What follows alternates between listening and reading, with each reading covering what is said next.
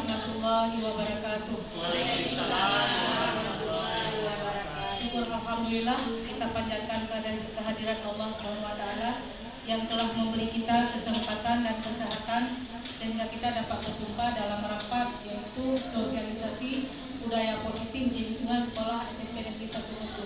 Salawat dan salam tak lupa kita sajikan ke pangkuan besar Nabi Muhammad SAW yang sudah memberi berkat ilmu yang sungguh luar biasa yang kita rasakan sekarang ini.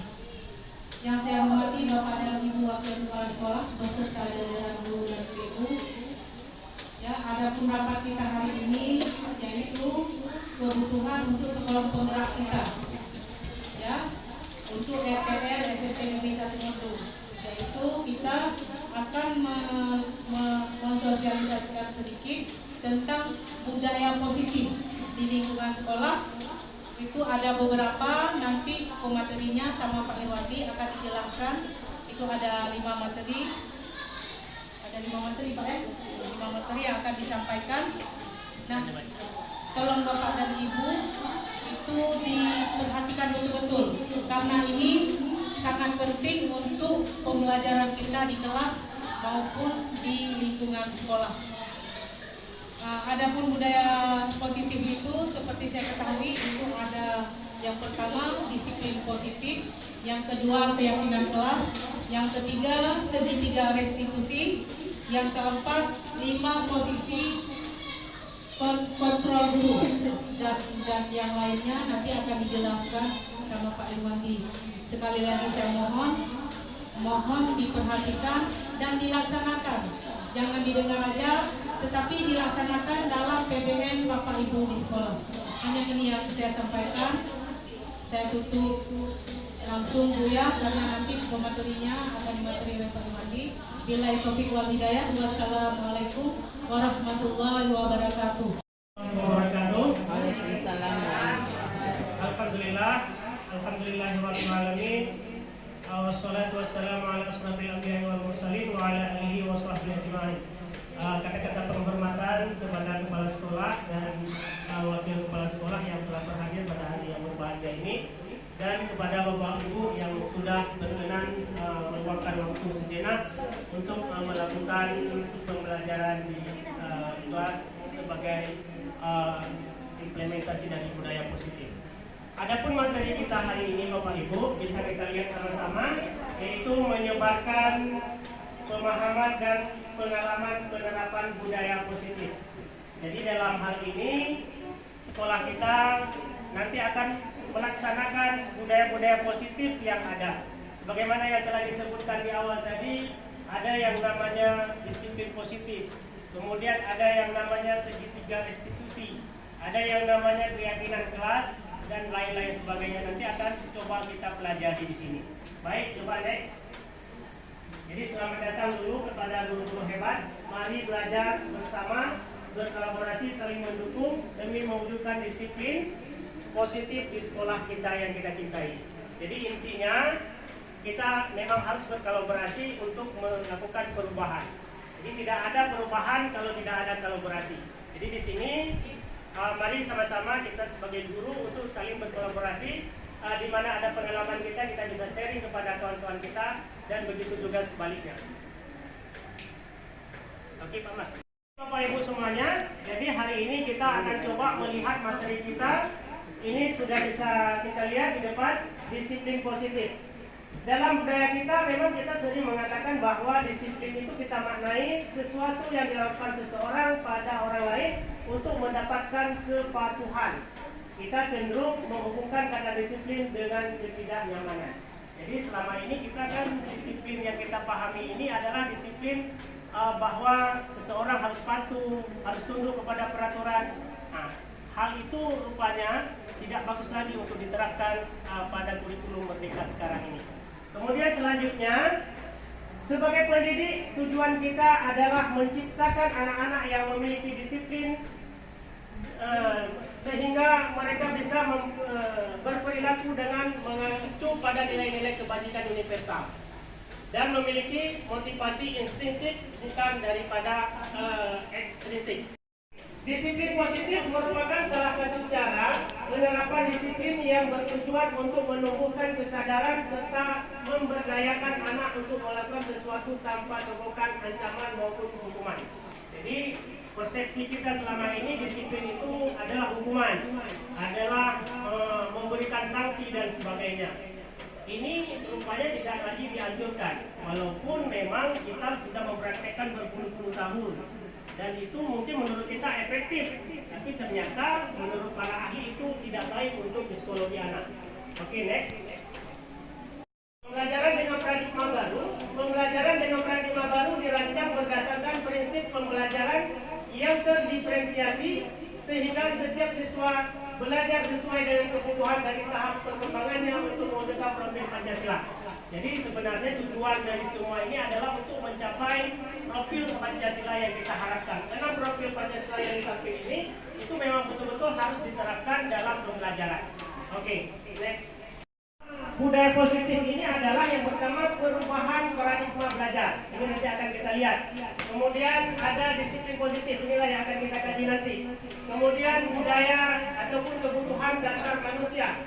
Kemudian ada motivasi perilaku manusia. Seperti yang mana sudah disebutkan oleh kepala sekolah tadi, ada 5 dia. Ada 5 motivasi dan perilaku manusia. Posisi kontrol ini ada 5. Kemudian posisi kontrol restitusi. Kemudian ada keyakinan kelas dan segitiga restitusi. Nah, nanti akan kita coba lihat satu-satu. Coba kalau ada waktu nanti kita lihat. Nah, ini yang disebutkan oleh kepala sekolah kita tadi. Yang pertama adalah kebutuhan dasar manusia. Jadi setiap kita manusia itu memiliki kebutuhan. Yang pertama tentu kita sebagai manusia untuk bertahan hidup. Gimana cara tanya untuk bertahan hidup? Jadi ada berbagai macam. Dengan pekerjaan-pekerjaan tertentu, kadang-kadang ada orang yang mesti harus meminta-minta untuk dia bertahan hidup. Kemudian ada yang kedua, kasih sayang dan rasa diterima. Kemudian penguasaan, kemudian kebebasan dan kesenangan. Saya pikir ini sudah jelas, tidak perlu diperpanjang. Silakan, next. Nah, inilah motivasi perilaku manusia. Jadi motivasi merupakan dorongan yang timbul pada diri seseorang secara sadar atau tidak sadar untuk melakukan sesuatu tindakan dengan tujuan tertentu. Yang pertama, coba kita lihat, menghindari ketidaknyamanan dan hukuman. Jadi dalam hal ini kalau itu yang kita terapkan, kan motivasi dari bukan dari dalam dirinya sendiri, tapi ekstrinsik dari luar. Jadi ini tidak diharapkan sebenarnya dalam dunia pendidikan. Jadi dalam dunia pendidikan itu hukuman itu coba kita sedikit mengurangi, walaupun kita memang kadang tidak bisa menghilangkan. Tapi di sini dianjurkan kepada kita untuk coba merubah pola pikir kita bahwa dari hukuman itu menjadi segitiga restitusi nanti. Segitiga restitusi itu bagaimana Bapak Ibu? Siswa itu bertanggung jawab atas tindakannya. Dia sendiri yang menyelesaikan masalah yang dihadapinya. Misalkan hari ini ada seorang siswa yang terlambat datang. Kita tidak boleh menghukum sebenarnya. Tapi bagaimana kita coba mengkomunikasikan pada dia, kita bertanya sama dia bagaimana kelakuan dia ini, apakah sudah sesuai dengan kesepakatan yang kita ambil, yang kita buat, atau tidak. Kalau tidak, berarti solusinya bagaimana? Bukan kita yang memberikan solusi, tapi anak itu yang memberikan solusi. Oh Pak, besok saya akan setel alarm Pak. Nah, seperti itu. Besok saya akan datang ke sekolah lebih cepat Pak. Saya suruh mama saya untuk membangunkan saya. Nah, itu solusi dari dia, bukan dari kita. Nanti ada videonya. Kalau misalnya sempat kita kasih videonya. Imbalan atau penghargaan dari orang lain. Jadi murid melakukan disiplin diri karena ia ingin mendapat imbalan. Ini merupakan motivasi yang datang dari luar, ekstrinsik. Misalnya bertemu ranking bertemu hadiah misal, atau dari orang tuanya. Kalau misal kamu hafal ayat ini, kamu akan saya kasih sepeda misalnya. Nah, itu memang bagus, kalau sekilas bagus, tapi akan berdampak kemudian hari pada psikologi anak. Ketika tidak diberikan, dia tidak akan berusaha. Itu masalahnya. Karena itu bukan datang dari dia. Disiplin itu bukan datang dari dia, tapi datang karena ada orang lain. Kemudian yang nilai kebajikan dirinya, dan ini merupakan motivasi intrinsik. Ini yang kita harapkan pada anak-anak kita. Dia harus sadar bahwa apa yang dia lakukan bisa dipertanggungjawabkan. Aktivitas-aktivitas dan pekerjaan-pekerjaan yang dia lakukan itu dia bisa mempertanggungjawabkan secara pribadi dia. Itulah yang dinamakan dengan motivasi eksis. Pendidikan kita saat ini, yang pertama konsep disiplin dengan identitas sukses. Konsekuensi sering kita menyebutkan dengan hukuman dan sebagainya. Nyo menjaga puputnya pasti nyo konsekuensi di. Nyo menyepanjang iko. Nyo mesti telah kadang nyo konsekuensinya. Ada semua konsekuensinya. Jadi penguatan jangka pendek dia, bukan jangka panjang siap olehnya sadar. Olehnya kan salam. Kemudian perlu monitoring berkelanjutan. Kemudian stimulus dan respon. Jadi menyenang stimulus baru na respon. Menyana kakak. Kemudian murid menghormati peraturan. Siatnya saya menghormati peraturan, bukan keyakinan yang dia pegang. Kita panggil. Ini kita tanya dulu baik-baik sama dia. Punokah contek? Ya, ya katanya. Itu namanya validasi. Validasi tindakan kita. Kemudian kita validasi tindakan yang salah. Apa tindakan yang salah? Kalau menurut kamu mencontek itu perbuatan baik atau perbuatan jahat atau perbuatan tidak baik? Dijawab dia, perbuatan tidak baik, Pak. Nah, lalu kita mengakui kesalahan bahwa manusia itu memiliki kesalahan yang sama. Sebenarnya bukan kamu saja yang berbuat kesalahan.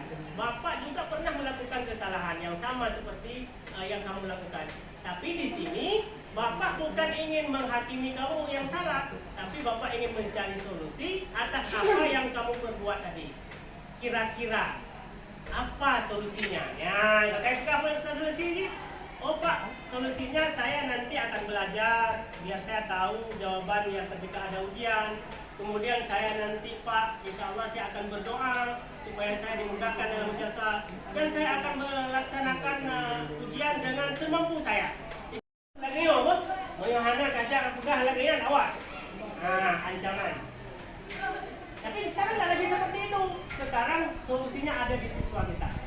Coba kita praktekkan. Insya Allah nanti akan berhasil. Saya sudah mau coba praktekkan sedikit-sedikit, tapi belum 100%, masih juga menghukum. Oke, tadi pagi kalau nggak kita hukum nggak hadir dia. Agak susah memang. Cuman sedikit-sedikit kita mulai. Bukan berarti nggak boleh menghukum ini. Kita sedikit-sedikit kita tinggalkan perubahan. Jadi dalam segitiga restitusi ini, murid bertanggung jawab untuk perilakunya sendiri. Lagi lupa kamu no. Kemudian fokus pada pemecahan masalah. Anak yang ini cale, apa salah? Anak yang tanya le, apa salah? Selidiki sampai bakar kaki. Anak payah ya. Tapi kita selidiki fokusnya kita pada penyelesaian masalahnya. Gimana cara nak selesaikan? Anak payah tanya, pupuk kayu mo, bakal murid, maka apa kerja? Anak pakai ini. Jadi langsung pada inti masalah, bagaimana kita harus menyelesaikan masalah dia. Kita yang membantu dia, tapi dia sendiri yang menyelesaikannya. Banyak kita hadirkan dalam kehidupan di lingkungan SMP dan insya Allah kayaknya sangat luar biasa. Tapi mandung tanya aku yakin lagi kan. Tapi lagi kembali dulu. Sikit-sikit, pelan-pelan. Baca-baca. Harus tak tanamkan. Mesti lagi bunuh. Katanya lagi apa yang dilanggar bunuh? Apa yang dilanggar? Lagi mencontek bunuh. Apa norma yang dilanggar? Norma kebajikan universal apa yang dilanggar lagi?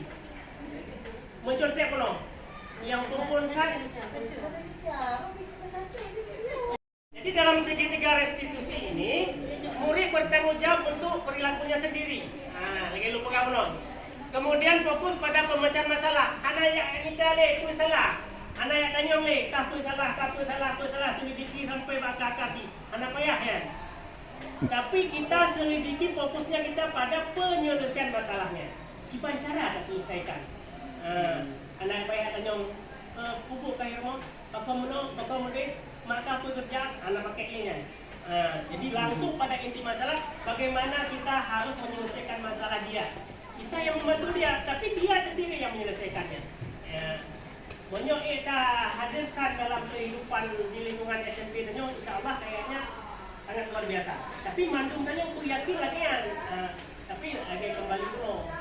Sikit-sikit, pelan-pelan. Baca-baca. Dalam hal ini murid menyelesaikan masalahnya sendiri. Nah, misalnya murid menghormati dirinya dan orang lain. Kan ada kasus yang saya katakan di awal tadi. Misalnya terlambat datang. Itu kita tanya sama dia, norma apa yang dia langgar? Norma kebajikan universal apa yang dia langgar? Nah, misalnya kedisiplinan yang dia langgar. Nah, mengganggu orang lain enggak? Mengganggu. Orang lain sudah mengajar, baru dia masuk lokal, kan mengganggu. Nah, berarti kenyamanan di situ. Nah, mengganggu orang lain dan lain-lain. Itu hanya sebagai sebuah contoh ya Bu, Bapak Ibu, hanya sebagai sebuah contoh kasus. Banyak kasus misalnya bullying, ada kasus-kasus perkelahian, ada kasus narkoba, merokok dan sebagainya. Cara menyelesaikannya bukan lagi dengan hukuman, tapi langsung kita menyelesaikannya dengan cara siswa itu bertanggung jawab atas tindakannya dengan mencari solusi dia sendiri. Nah, setelah dia mencari solusi, maka kita baru buat komitmen. Mulai dari kapan kamu ini akan melaksanakan? Dia menjawab pasti, mulai hari ini Pak. Oke, selama dalam proses itu kita mengontrol dia. Akan lebih. Apalagi ini kan sekolah kita kan sekolah penggerak, sekolah yang memang menerapkan kurikulum merdeka, sudah seharusnya mengimplementasikan segitiga restitusi ini.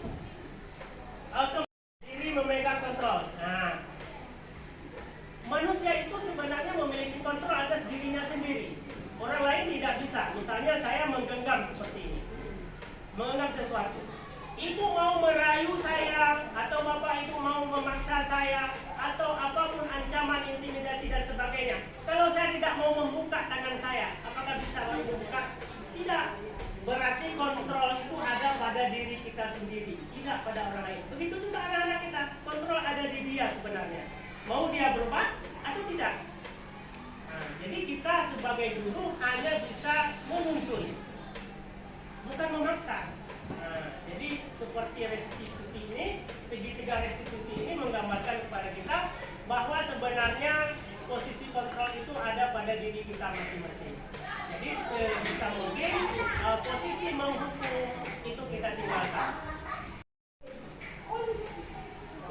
Kemudian konsep disiplin pendekatan restitusi. Nah, jadi kita harus tahu dulu, restitusi itu adalah proses menciptakan kondisi bagi murid untuk memperbaiki kesalahan mereka, sehingga mereka bisa kembali pada kelompok mereka dengan karakter yang lebih baik. Nah, seperti yang tadi yang sudah dijelaskan ya. Kemudian yang kedua, ciri-cirinya adalah bukan menembus kesalahan, namun belajar dari kesalahan. Jadi anak-anak itu belajar dari kesalahannya. Kemudian memperbaiki hubungan, tawaran bukan paksaan, menuntun untuk melihat ke dalam diri. Kemudian mencari kebutuhan dasar, fokus pada karakter, dan menguatkan fokus pada solusi. Ini yang kata kuncinya. Kata kuncinya adalah menyelesaikan masalah sendiri. Guru hanya membimbing dan menuntun dia. Nah, jangan kita terlalu sibuk dengan masalah. Misalnya ada anak buat masalah, kita selidiki apa penyebabnya. Tidak perlu itu. Menyelesaikan dia masalah sendiri. Kita tanya sama dia, kalau kamu melanggar seperti ini, apa kira-kira solusinya menurut kamu? Tapi jangan lupa bahwa kita meyakinkan, memvalidasikan dia bahwa kita juga pernah melakukan kesalahan. Karena nanti kesannya kalau kita seperti itu, kita nggak mengakui bahwa kita juga pernah melakukan kesalahan, ibunya nggak penolong, macam sebagainya. Padahal kalau kita misalnya bilang, nah, bemertua mesti bahasa Aceh, kita semua pernah melakukan kesalahan. Cuma di sini ibu bukan ingin mencari kesalahan, tapi ibu ingin mencari bagaimana kamu menyelesaikan masalah ini. Siap? Siap melakukan. Baru kita setelah dia mengatakan siap, bagaimana kira-kira solusinya? Dia berpikir sendiri. Kalau dia misalnya mengatakan, oh Pak, nanti saya akan bangun lebih cepat, kemudian saya akan memasang alarm. Nah, itu kan solusi dari murid, bukan dari kita kan? Nah, solusi dari siswa itulah yang kita nanti pegang. Apakah dia melanggar keyakinan kita atau tidak? Pada akhirnya kita akan bertanya pada dia, keyakinan kelas apa yang kamu sudah langgar? Jadi keyakinan kelasnya akan kita susun. Makanya nanti Bapak Ibu diharapkan untuk membuat setiap guru akan ada keyakinan kelas. Keyakinan kelas itu berbeda dengan peraturan kelas. Itu yang perlu kita pahami. Kalau peraturan masih menggunakan bahasa-bahasa negatif, dilarang, tidak boleh, itu bahasa negatif ya kan? bahasa negatif. Dilarang merokok, dilarang mencoret-coret dinding, dilarang membawa makanan ke dalam kelas dan sebagainya. Itu peraturan. Dan ada sanksinya. Kalau keyakinan kelas tidak ada sanksinya. Keyakinan kelas itu penuh dengan bahasa-bahasa positif. Bagaimana cara menyusun keyakinan kelas? Itu dia. Jadi keyakinan kelas. Bagaimana caranya?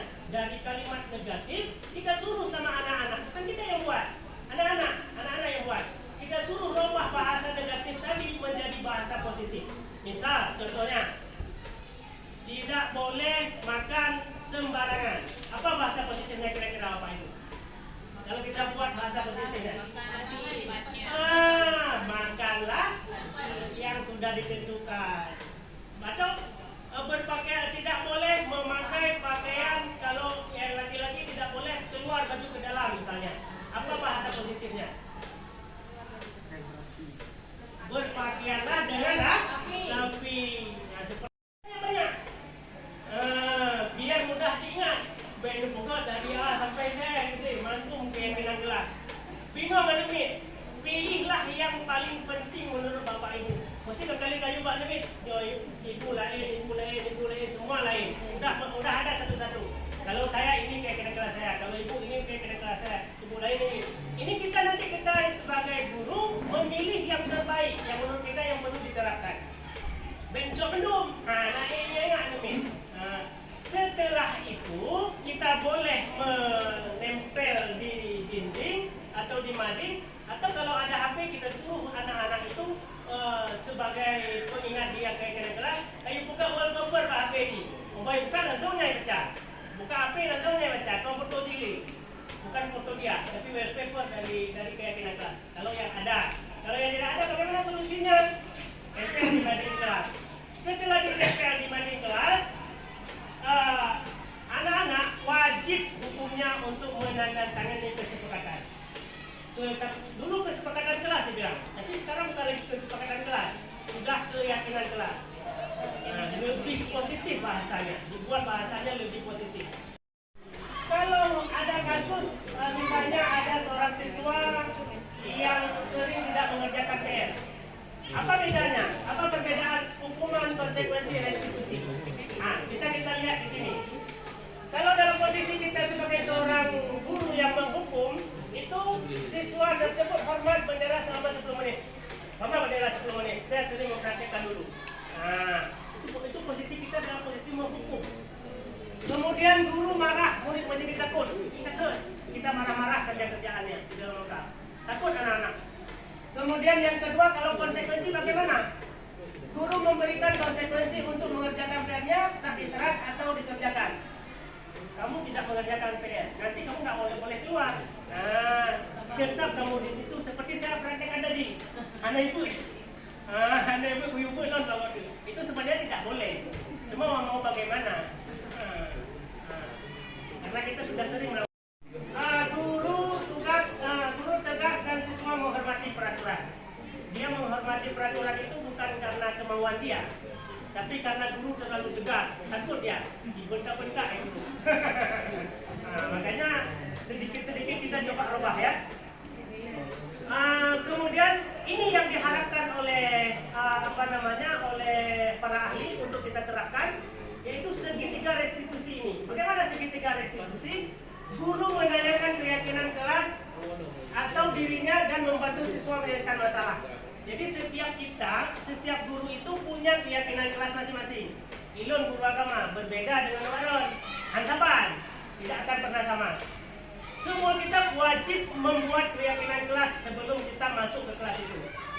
Setiap kelas itu ada keyakinan kelas. Keyakinan kelasnya siapa yang buat? Bukan kita, tapi hasil kesepakatan murid-murid dengan kita yang memprakarsai. Karena peraturan awal mesti melima buahnya. Dari yang 5 umbohnya, dari yang 5 itulah kita akan membuat kalimat-kalimat positif Bapak Ibu. Enak ini kan? Kak, ini sampai di sini nanti diteruskan oleh Ibu Nana. Oke, jadi saya hanya menyampaikan posisi kontrol ada 5. Yang pertama penghukum tadi, kemudian membuat rasa bersalah, teman pemantau dan manajer. Jadi Bapak Ibu, kita ini diharapkan nanti akan menjadi seorang manajer, bukan manajer perusahaan, tapi manajer yang bisa mengelola anak-anak menjadi lebih baik. Bagaimana sikap seorang manajer? Seperti tadi segitiga restitusi. Kalau kita masih menghukum, kita belum termasuk golongan yang manajer. Kalau kita masih membuat anak merasa bersalah, tahu itu orang ini. Nah, sini dulu. Mana Bapak? Malu Bapak kalau kamu seperti ini. Nah, dia merasa bersalah. Selalu kamu yang terlambat. Bisa nggak menghargai waktu sedikit? Membuat rasa bersalah. Itu tidak baik. Nah, kemudian sebagai teman ini juga tidak terlalu baik untuk kita terapkan. Anak-anak didik kita itu kita anggap sebagai teman. Itu tidak baik. Bagaimana sebagai teman? Kita rangkul dia, kita rayu-rayu, bujuk-bujuk dia, kemudian tos sekali-kali, itu juga tidak bagus. Karena dia tidak akan menghormati kita. Walaupun ada juga yang memperhatikan, tapi itu kurang bagus. Kemudian pemantau. Nah, itu juga tidak bagus pemantau. Dia selalu dipantau. Misalnya ketika merasa dia tertekan kalau kita pantau dia terus. Tertekan. Jadi jangan kita menjadi pemantau.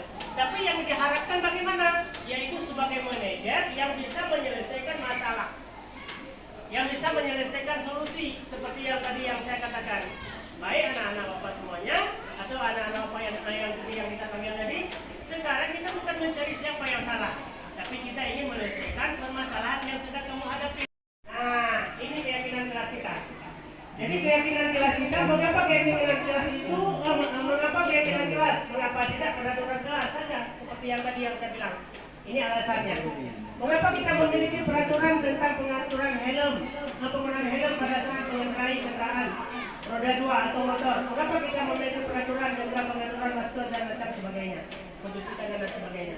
Jadi kita harus dapat membedakan mana yang keyakinan kelas, mana yang peraturan kelas. Kalau peraturan kelas seperti yang saya katakan tadi, itu masih memuat kalimat-kalimat yang negatif. Itu tidak boleh. Nah, jadi aturan-aturan itu pasti ada hukumannya, ada konsekuensinya. Kalau keyakinan kelas, dia tidak punya konsekuensi apa-apa. Dia hanya kita bangun motivasi dari dia untuk berubah, untuk disiplin. Sebisa mungkin kita mencarikan solusi itu tanpa memberatkan dia. Dia sendiri yang mencari solusinya. Nah, yang menghukum bahasanya pasti dengan patuhi aturan sekolah lalu berdiri di depan barisan. Kemudian membuat rasa bersalah. Berapa kali ibu guru harus memberitahu kamu guru kecewa sama kamu? Itu kan kita ciptakan agar dia bersalah. Kemudian ayolah, teman-teman, ayolah tertib, buat ibu guru bangga. Kali ini tidak apa-apa kamu buat salah. Itu sebagai teman. Kalau sebagai pemantau, kamu sudah melanggar peraturan apa, dan konsekuensinya pasti ada. Ada konsekuensinya. Itu kalau kita memantau. Tapi kalau manajer, kita akan bertanya seperti ini. Apakah kamu tahu kesalahanmu? Jawab sama dia. Tidak, misalnya. Oke. Kira-kira bagaimana dan akan kamu memperbaiki kesalahannya? Itu yang penting. Itu yang penting Bapak Ibu. Jadi, oke, ini keyakinan kelas. Seperti ini keyakinan Bapak Ibu. Coba Ibu lihat. Nanti bisa Ibu buat di kelas masing-masing. Nah, ada lagi kalimat positif atau negatif kan? Nah, ada lagi kalimat negatif kan? Ada? Ada yang dilarang? Ada kan? Misalnya disiplin waktu. Nggak ada bahasa dilarang pergi terlambat. Nggak ada kan? Kemudian belajar dengan antusias, semangat dan percaya diri. Udah bahasa positif semua. Kemudian saling menjaga kebersihan, saling menghormati, saling membantu, menghargai guru, selalu menerapkan 5 sapa, senyum dan sebagainya, gemar membaca. Ini hanya contoh Bapak Ibu, hanya contoh. Tapi ke depan kita buat sendiri sama anak-anak. Terserah anak-anak mau dibuat apa. Kalau misalnya anak-anak nggak pandai membuat, ya kita sendiri yang membuat bersama anak-anak. Nah, dia tanya, apakah setuju dengan ini? Misalnya, apakah setuju dengan ini? Jadi dilarang untuk membuat kalimat-kalimat negatif dalam kelas. Nah, kalau kita membuat masih ada peraturan kita yang dilarang, coba kita hilangkan. Kalimat negatif itu tidak boleh. Oke. Nah, udah ini saya pikir cukup untuk dibaca saja. Bagaimana memperciptakan kayak kelas ini perlu sebenarnya. Coba ibu baca saja agar paham, abstrak, kemudian sedikit. Nah, seperti yang saya bilang tadi, sama-samanya banyak. 4 atau 3 sudah cukup. 5 lah. Kemudian berupa pertanyaan universal sesuai dengan kondisi kelas dan sekolah agar mudah diterapkan. Dibuat dalam bentuk positif, nah, seperti saya bilang tadi. Kemudian semua warga sekolah dilibatkan saat membuat sekolah. Bila perlu kepala sekolah dahulu. Kalau tidak buat keyakinan kelasnya, kepala sekolah dahulu. Nah, jos sekolah itu kali lupa di sini ada dandangan dong ya. Kita suruh dandangan. Nah, supaya bagaimana nanti ke depan kalau misalkan kita mau menandakan mudah-mudah sudah ada dukungan dari stakeholder, sudah dari pemimpin kita. Oke, Bapak Ibu, ada yang ingin ditanyakan? Silakan. Kalau ada yang ingin bertanya, kita kasih kesempatan untuk beberapa orang penanya. Silakan.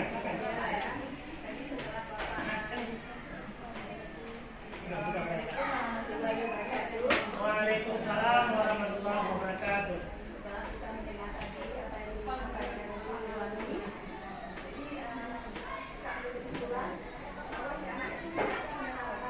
Ya.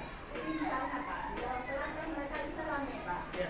Setelah kita terapkan, ada beberapa hal yang kita tuliskan seperti Bapak sampaikan tadi. Kemudian ada yang melanggarnya. Kita lihat masih ada yang tidak sampah yang masuk ke sana. Sementara kita nggak tahu siapa yang saya sampah. Kan sedikit banyaknya kita kan ingin tahu Pak. Jadi bagaimana solusinya untuk si anak yang menyerahkan sampah tadi Pak? Nah itu saja yang saya tanyakan. Pertanyaan misalnya ada seorang siswa atau semua siswa kita tidak tahu siapa yang berbuat salah, ya kan? Itu kita kalau kita posisi kita seperti itu memang agak susah untuk kita buat segitiga restitusi. Karena yang melanggarnya saja kita tidak tahu siapa yang harus kita panggil. Tapi kemudian bukan berarti kita lepas tangan. Kita harus berusaha untuk mencari informasi dari kawan-kawan yang lain. Bagaimana kita harus menemukan siapa kira-kira yang melanggar keyakinan kelas tadi. Oke Bu? Nah, kalaupun kita memang tidak menemukan satupun, tidak ada yang mengaku, maka semua lokal itu kita kumpulkan untuk kita baca kembali keyakinan yang dilanggar tadi. Nah, semuanya Bapak menganggap bahwa semua kalian ini sudah melanggar. Kita anggap aja semua. Karena untuk apa? Untuk pembelajaran mereka. Semua kalian ini sudah melanggar, jadi tolong dibaca lagi keyakinan kelas apa yang kalian hari ini kalian langgar. Pasti dia mengatakan keyakinan mengganggu kenyamanan Bu, misalnya. Kan sampah sembarangan itu kan tidak nyaman keluar kan, kotor dan sebagainya. Maka kita bertanya secara umum, tidak lagi pribadi. Kalau tadi kan kesalahan pribadi, ini kesalahan umum. Jadi kita tanya sebagai umum untuk kita pecahkan dan kita tanya solusinya. Bagaimana solusinya menurut kalian? Nah, pasti ada yang mengatakan kami tidak akan membuang lagi sampah sembarangan. Kami akan membuat tong sampah kecil di pekarangan di kelas Pak dan sebagainya. Jadi itu adalah solusi. Kalau menurut saya itu solusinya. Hanya ini saja yang bisa saya sampaikan. Nanti akan diteruskan oleh kawan-kawan yang lain. Demikian. Assalamualaikum warahmatullahi wabarakatuh. Ya, nomor 1 ditempel di nomor 1 ya, di titik-titik. Ya, bagus. Oke. Gak apa-apa, di atasnya aja, di sampingnya. Iya.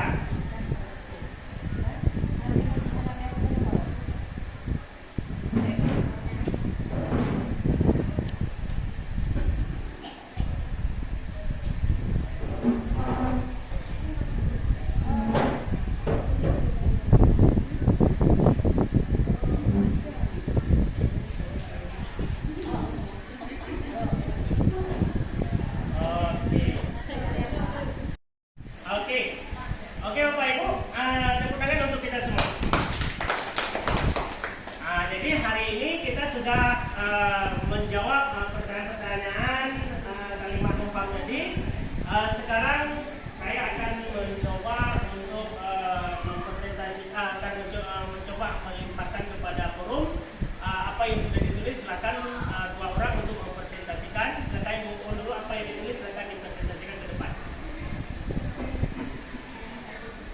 Ibu tulis saja. Nanti Ibu tambah sedikit bahasanya. Oke, saya menjawab pertanyaan yang terakhir, yaitu saya dan guru lain di sekolah paham bahwa pendidikan karakter siswa harus diutamakan agar dapat mencapai kebahagiaan dan keselamatan sesuai potensi yang mereka miliki. Jadi kita di sini ingin menanamkan karakter siswa itu agar kedepannya lebih baik lagi. Makanya saya mengambil bahwa kita di sekolah ini, guru-guru ini harus paham bahwa pendidikan karakter itu harus diutamakan. Oke, terima kasih. Tepuk tangan.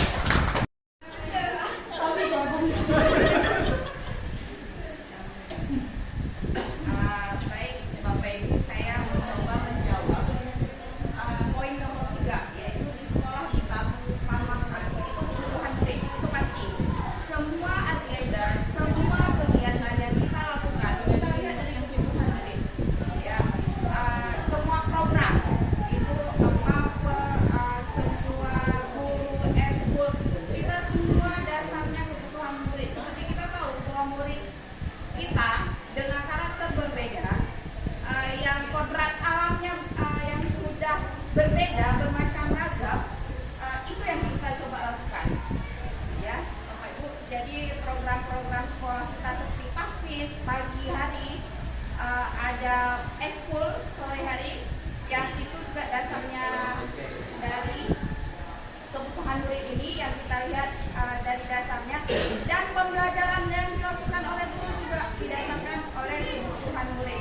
Contoh, di kelas kita itu dengan karakter yang berbeda, kebutuhan yang berbeda, guru mencoba menyajikan pembelajaran dengan metode yang bermacam ragam, itu untuk menyesuaikan kebutuhan murid kita.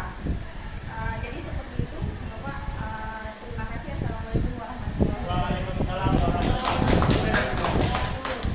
Oke, bagus sekali, luar biasa ibu-ibu, bapak-bapak yang sudah mempresentasikan tadi, sungguh sangat luar biasa. Jadi yang poin intinya, ketika kita ingin melakukan prakarsa perubahan di sekolah, tentu seperti yang disampaikan oleh Ibu Fajar tadi, harus berpusat pada peserta didik. Pusat sentralnya adalah peserta didik. Apapun cerita adalah peserta didik. Jadi ketika kita sudah memusatkan perhatian kita kepada peserta didik, insya Allah prakarsa perubahan apa saja yang kita ingin lakukan akan terwujud. Karena dasar kita adalah perubahan dan prakarsa itu untuk murid. Jadi bukan untuk guru. Kalau dulu kan pusat pembelajaran itu ada di guru. Tapi sekarang berbalik 180 derajat, menjadi pusat pembelajaran itu ada pada anak-anak kita. Kita hanya menuntun, kita hanya memprakarsai, kita hanya membimbing mereka. Jadi bukan lagi kita adalah sumber belajar satu-satunya, tapi sumber belajar sekarang itu sudah sangat banyak. Jadi jangan kita menganggap bahwa kita itu adalah salah satu satu-satunya sumber belajar bagi mereka. Itu adalah kesalahan bagi kita, apalagi abad 21 ini akan menjadi kita sebagai guru yang profesional, guru yang betul-betul berkompetensi, punya kompetensi dalam segala hal, terutama dalam pedagogik dan sebagainya. Sekarang coba satu orang untuk menjelaskan atau apa kira-kira yang perlu kita lakukan di sekolah kita agar prakarsa perubahan ini bisa terlaksana. Ibu, kita mungkin lebih ke karakter siswa atau bagaimana? Terima kasih. Mungkin setelah kita melihat visi dan misi tadi yang sudah dipaparkan oleh Bapak, mungkin ada sedikit penambahan dari saya yang sama-sama mungkin kita memimpikannya. Maka itu mungkin kalau menurut saya ketika azan berkumandang, itu visi saya ya. Ketika azan berkumandang, stop segala aktivitas. Sama-sama kita menunaikan perintah Allah. Karena itu adalah landasan utama untuk membentuk karakter anak yang harus kita mulai dari dulu. Karena saya yakin jika sudah menentukan karakter ini terbentuk, maka yang lain insya Allah disiplin yang lain akan terbentuk, Pak. Bagus sekali. Sekolah, mungkin kita akan menghidupkan kembali salat berjamaah dulu ya. Ya, akan kita hidupkan lagi. Nanti tidak ada cerita lagi kalau ketika azan kita langsung keluar untuk melaksanakan sholat zuhur. Jadi walaupun bagaimanapun itu adalah hal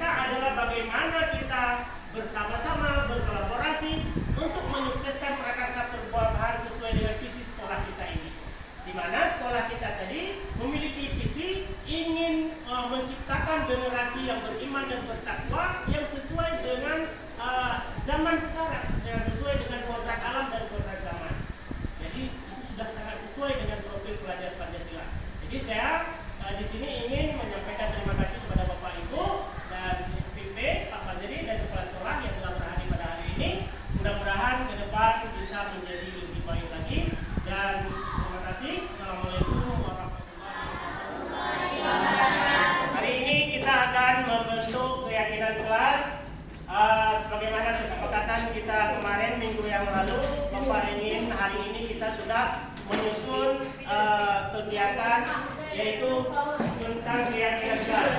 Nanti kertas yang sudah Bapak bagikan silakan kalian tempel di depan. Itu adalah merupakan butir-butir ataupun kesepakatan-kesepakatan yang sudah kalian lakukan, yang akan kalian buat di kelas dengan keyakinan kelas bahwa itu harus disepakati, dan nanti setelah semuanya kita pilih yang mana poin-poin yang mana saja yang kita ambil, nanti akan kalian tanda tangani kesepakatan. Setuju seperti itu? Setuju. Silakan ditempel ke depan.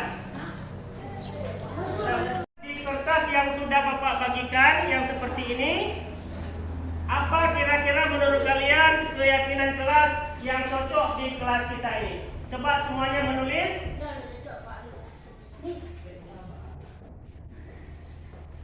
Oke, silakan menulis.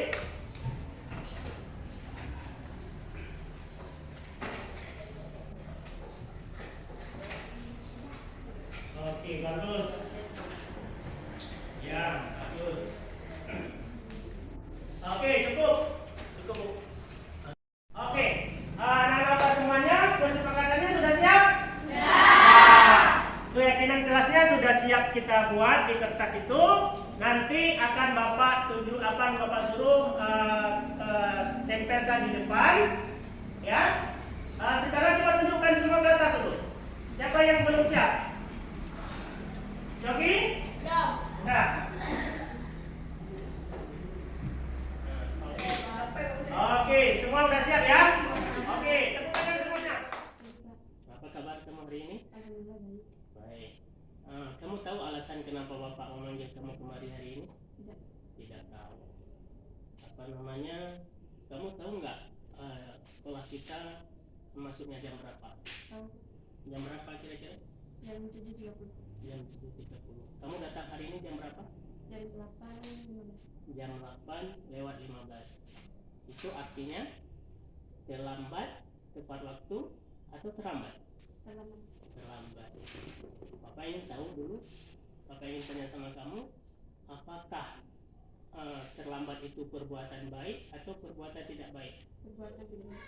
Perbuatan tidak baik. Livia, berarti kamu sekarang sudah tahu bahwa terlambat datang ke sekolah itu adalah perbuatan yang tidak baik. Jadi setiap manusia itu pasti pernah melakukan kesalahan. Bapak juga pernah melakukan kesalahan ketika menghadiri sebuah acara. Bapak ada juga pernah terlambat.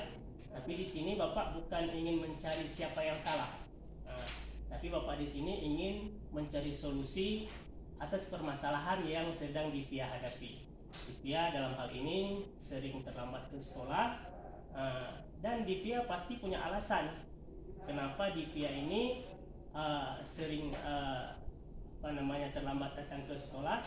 Kira-kira apa alasan Divia sehingga sering datang ke sekolah? Coba jelaskan ke Bapak. Itu karena dia tidurnya kelamaan. Tidurnya kelamaan. Kira-kira jam berapa tidurnya? Jam 12. Jam 12. Jam 12 itu ngapain aja? Biasanya sih nonton TV sama main. Nonton TV sama main game. Jadi ketika nonton TV sama main game, tidurnya kemalaman, sehingga bangunnya kesiangan. Oke. Betul seperti itu? Nah, kamu sudah yakin bahwa perbuatan terlambat itu merupakan perbuatan yang tidak baik. Jadi baik, Divia, sekarang apa yang harus Divia lakukan supaya datang ke sekolah itu tepat waktu dan tidak terlambat lagi? Apa kira-kira? Dengan cara tidur lebih awal dan Apa tadi? tidur lebih awal Tidur dan lebih awal, memasang alarm. alarm.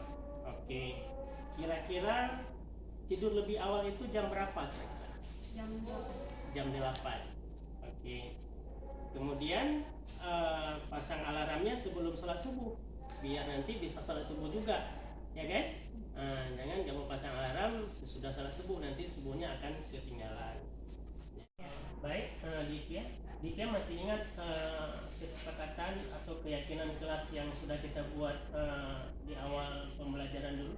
Masih Apa kira-kira? disiplin dan tidak terlambat. Disiplin dan tidak terlambat. Nah, kalau disiplin itu adalah merupakan sebuah hal yang mesti ada pada diri kita. Kalau kita tidak menilai disiplin, maka kita tidak bisa menjalankan aktivitas kita tidak akan sukses. Yakin bahwa disiplin itu penting bagi kita? Yakin. Kira-kira Dipia sudah tahu apa yang harus Dipia lakukan? Sudah tahu. Kapan dilakukan? Mulai dari sini. Mulai dari sekarang.